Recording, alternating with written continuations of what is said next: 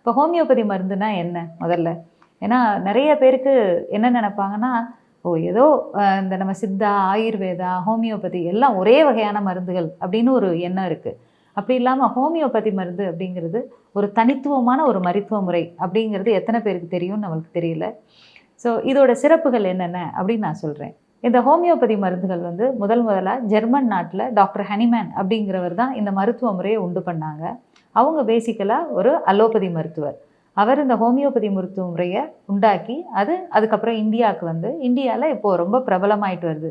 இன்னும் சொல்லணும்னா ஹோமியோபதி மருத்துவம் அலோபதி மருத்துவத்துக்கு அடுத்ததாக உலகம் பூரா பயன்பாட்டில் இருக்கக்கூடிய ஒரே மருத்துவம்னு நாம் சொல்ல முடியும்.